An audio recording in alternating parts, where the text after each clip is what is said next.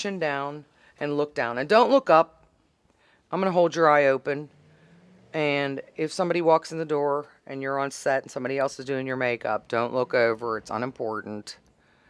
And basically what you want to do is coat the lashes even from the top to get the powder off of them. And then go underneath, back and forth and up, back and forth and up, back and forth and up. And coat the mascara onto the eyelashes. If I want to, I can go back over just the tips and drag some mascara on there. And then again, run through so there's no clumps. It's easier to do your own mascara than somebody else doing it. But if you have a makeup artist there, let them do it. Just don't look up. Like, let them dry until you know, give a minute. I always say a little prayer, whatever. And then this way, you're not tempted to get, looking up and getting the dots on the top of your lashes or in your lids. You have to start all over again. So now open up and look into the mirror. Do you see what just one coat of mascara does for you? And that is considered one coat. Back and forth and up, back and forth and up. And then drag the product through. Whoops. Then you're going to go this way and then back through. That's one coat. If you're going to do a second coat, do the other eye, let this one dry. Then let it dry completely, go back and do a second coat. Sometimes I tell people don't do a second coat till you're on set and you check your light. If you're outdoors, lighting may be different. It might be intense light. You're on set, that light is intense. They may say, oh no more mascara. That's why black sometimes is really harsh. You could get away with soft black. Brown black is what we have here. That's even better because you got that chocolate kind of eye color, that's what this brings out. But don't throw away your black mascara. You can tip in it. And you might want to go with one coat of lower lash. And chances are Rob, the guy that's going to see you, is going to say, you look great, no worries. Again, check your face and the lighting wherever you're at. Make sure if it's really bright light, you don't want to add another coat of mascara. If it's dull light or it's a darker light, as we get closer to evening and it darkens, you might want to add another coat of mascara or darken the eyeliner like we did for your third and your fourth shoot. When we were doing your photo shoot, we changed to looking more dramatic. So we added a little bit more makeup, different colors. Instead of the browns, we went to the charcoals and the softer blacks. Not black, but then we did add black mascara for the last part of that look. Yes. And a little bit of soft black eyeliner, which prior to that we were in the neutral tones like we are now. Okay, so it depends on what you're wearing. If they change you up and it looks like it's supposed to be another portion of the day, change your lipstick up. Put another coat of mascara on. Add a little more blush depending on where the light is so that you look like it's another day. It wasn't the same exact day. And it shows up on film and it really is, it's the little details that matter. Okay, so now we're done with her makeup. So she is ready for television. She's going to be doing a commercial for the bank, looking like the mom with a husband and children going to whatever, buy a car loan. So no, she doesn't look overmade. Now, if they show her in the evening having dinner, which I'm not sure, I got to look at the call sheets to see, then you could add a different lip color and another coat of mascara and a little bit of color. We're going to do your hair. When your makeup's done, I recommend that you take just a simple bit of wax. And this is a Firmisi product with a wax that really has no shine whatsoever in it. Okay, and basically I'm taking, a dollop of it like this and working it through my fingertips all the way through like this. And then I'm going to always tell you to work from underneath first. So what we're going to do is hang onto your seat, don't fall over. We're going to have you bend your hair over your lap, and we're going to work from underneath with that wax and get the tips of the hair. For everybody in this room could use this, including this is what I do with myself in the morning. And just kind of go through and get your fingers in there and mess up the hair and get this all through the hair like this and through again. And then go ahead and flip your hair up. And then we're going to straighten it to where we need. You could usually do this with your fingertips if you have to on camera. Like we always want to give you a little bit of fullness. Like go in here and give yourself a little bit of fullness, even back in here, And then you want to make sure that you have no major baby hairs or flyaways. That's what's really great about the wax with no sheen or shine. You always want to make sure that it's off of your neck and dragging it down here and just letting it look natural, and pretty much that would work right there. Okay, it shows the pieciness of your hair, the great haircut you have, the colors, and you can always take a wide tooth comb as well. So I can't see this side of your hair, so I'm talking, and it's be like, oh my God, look at that, she's crazy.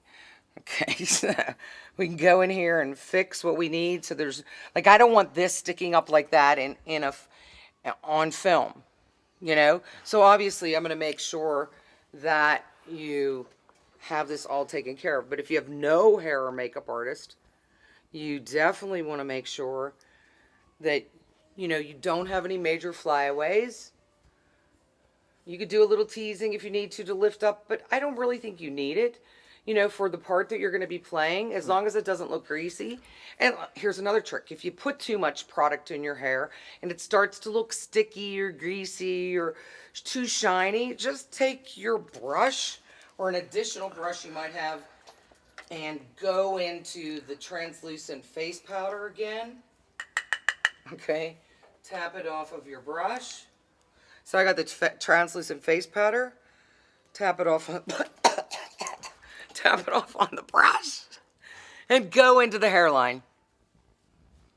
And literally it will clean you up from looking any shine. If you know, you wake up and the alarm goes off and you're not ready and you really think you need to wash your hair that day but you can't, this is kind of like a dry shampoo. You literally go through your hair, put some translucent face powder, get in there, mess it up, smooth it back over, brush it back out. And if you have to, you know, get in there and here as well. Lift up the hairs wherever you want. And also, it really kind of thickens the hair. I hate to say it, but work from the opposite side, bending the hair back over again and powdering inside here. And it will literally give you fullness by using that. So that translucent face powder for $2.99, it's like worth millions. All right. All kind of things you can do with it. And there you go. There you have it. She looks beautiful. Yay! Good girl. You look lovely. All right, Amanda. So you think you're able to do that? You're ready? Well, I better be. I'm Yep. good. I got it. Practice makes perfect. So, you know, I have do off this. Monday too, as well, so I'm going to use Monday as my dry run. Right. And tomorrow, like you got tomorrow, try it again. You know, do this again. I mean, really, what we did today is what we did at your photo shoot, and you got all the right products, so you listened. You take direction very well.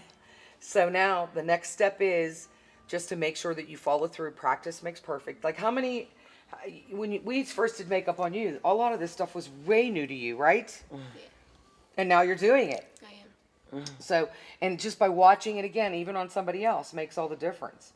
And I know that you don't wear a lot of makeup, Brianna, but you know what? When you do wear makeup, it looks natural, it looks good. So the idea is when you're on film, you want to, you know, do the 3 colors, do the powder, do the eyes looking natural, the lips looking natural, no shine on the face, so that you're presentable for camera.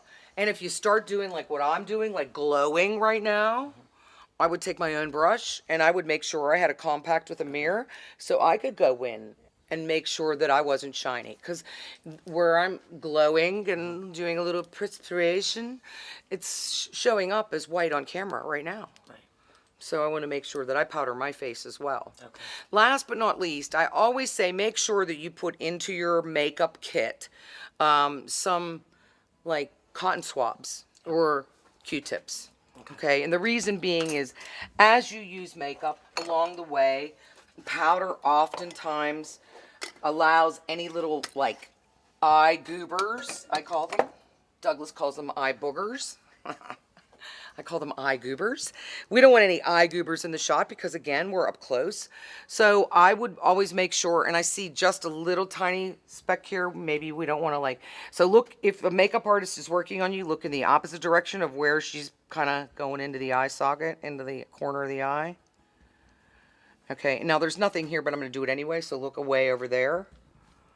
And all that's going to do is make sure that you don't have anything stuck in the tear duct, even if it's a little bit of mascara or eyeliner that kind of got in there. You want to make sure that you get rid of it. So bring a couple of these, even in a little plastic baggie. Now here's what she did. She put this together.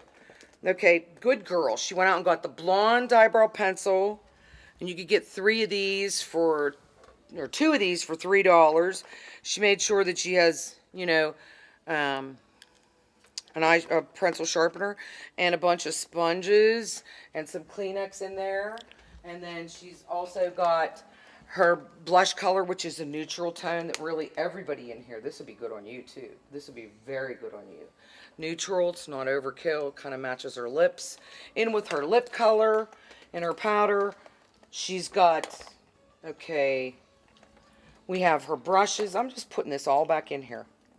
Really good eyeshadows. Those are Physician Formula. So anybody who has sensitive skin, I recommend Physician's Formula, Neutrogena, Almay, that type of thing. Clinique's very expensive, but you can, go, oh, I didn't even realize this is a really good color, lip color.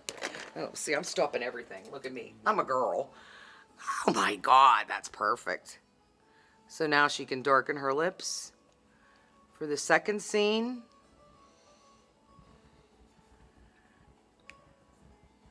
And this is really good too, good color. And